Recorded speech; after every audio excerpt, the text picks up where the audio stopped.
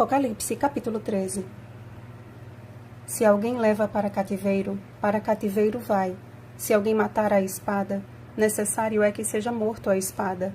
Aqui está a perseverança e a fidelidade dos santos. Versículo 10. Ontem estudamos sobre o grande conflito que começou no céu e se estendeu para a terra, quando Satanás lançaria sua ira contra a Igreja de Deus.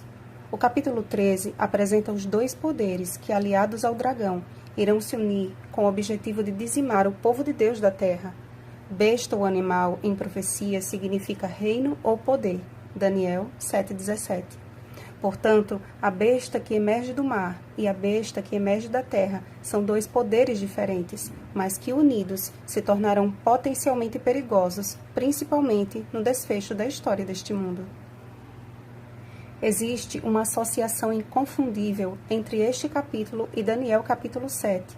Ambos apresentam uma sequência de animais e destacam a figura de uma besta ou animal terrível e espantoso. Daniel 7,7. Esses animais, na sequência da profecia de Daniel, bem como na estátua do sonho do rei Nabucodonosor, representam respectivamente Babilônia, Pérsia, Grécia e Roma. Mas de todos estes impérios, o último, descrito como um animal medonho, deixaria registrado na história um reinado de medo e descaso para com a palavra de Deus.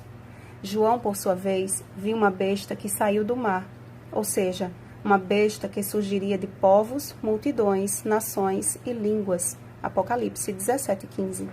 Observem que João apresenta um regresso histórico, uma ordem contrária dos animais citados por Daniel, corroborando com o fiel cumprimento da profecia referente aos reinos que já haviam passado. Fim do período da supremacia política dos impérios, Roma passou a regir as nações através do poder político e religioso do Papa. Considerado o líder supremo, o pontífice tornou-se a figura mais importante do globo e sua palavra passou a ter vigor em todas as esferas da sociedade. Existem diversas semelhanças entre o chifre pequeno da profecia de Daniel e a besta que emerge do mar. Ambos, portanto, representam o mesmo poder, Roma papal.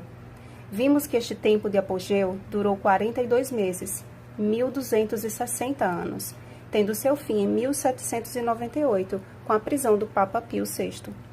A profecia apresenta, porém, um período no futuro em que este poder recobrará suas forças quando diz: essa ferida mortal foi curada, e toda a terra se maravilhou, seguindo a besta.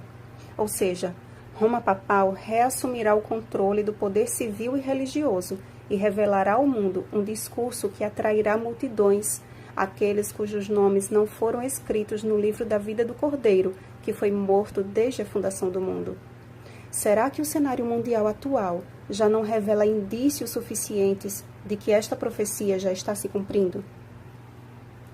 A besta que surge da terra, ao contrário de mar, representa um poder que surge de um lugar deserto ou pouco povoado. Fugindo da perseguição, muitos cristãos desbravaram os mares à procura de viver com liberdade a sua crença. Foi assim que surgiu os Estados Unidos da América, com seus ideais protestantes de liberdade civil e religiosa. Como os dois chifres não possuem coroas ou diademas, como na descrição da besta anterior, eles não se referem a reinos, mas podem se referir a esses dois ideais de liberdade, já que parece um cordeiro, isto é, aparenta ser uma nação cristã, mas que no fim revelará a sua verdadeira face, como o dragão. Há alguns anos, seria impossível fazer qualquer ligação ou conexão entre a nação norte-americana e o Vaticano. Hoje, vemos que as relações estão cada vez mais estreitas e que as portas estão sendo abertas para um diálogo cada vez mais amistoso e uma associação cada vez mais íntima. A besta que sobe do mar representa as duas fases de Roma, pagã e papal. Partindo do princípio de que ela emerge do meio de povos e nações, as 7 cabeças representam os seguintes reinos: Egito, Assíria, Babilônia, Medopérsia, Grécia, Roma pagã e Roma papal. Os povos que representam os piores inimigos do povo de Deus ao longo da história. A profecia indica que Roma adquiriu características peculiares de alguns desses povos. Da Grécia, leopardo, a semelhança no sistema religioso de culto a imagens e invocação de santos. Da Medopécia, o urso, a instituição do domingo como dia de guarda. Os persas dedicavam o primeiro dia da semana como um dia de culto ao deus Sol. E da Babilônia, Leão, Roma copiou a soberba, o orgulho e o descaso para com a lei de Deus.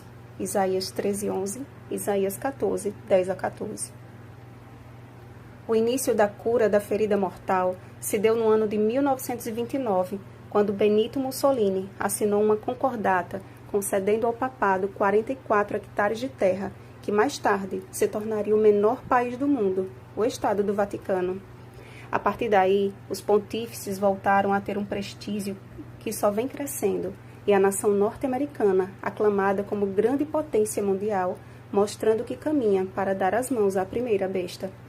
Logo, nos será tolhida a liberdade de crença, a liberdade econômica e até o direito fundamental de ir e vir. A necessidade atual é de cristãos que reconheçam a sua incapacidade de enfrentar a grande prova final e, como Jacó, agarrem-se firmemente à destra da onipotência até que do alto sejam revestidos de poder. A compreensão dos símbolos de Apocalipse não pode ser maior do que o desejo por conhecer aquele que este livro revela, Jesus Cristo.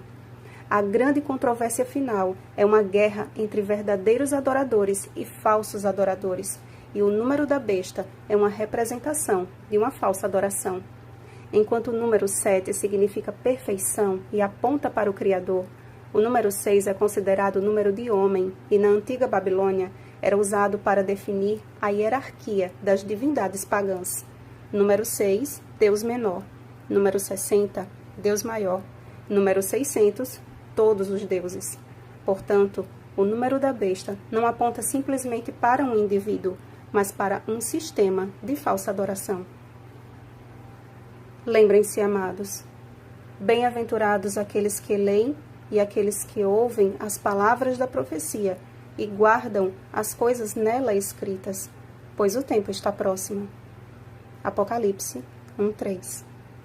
Bom dia, verdadeiros adoradores. Rosana Garcia Barros.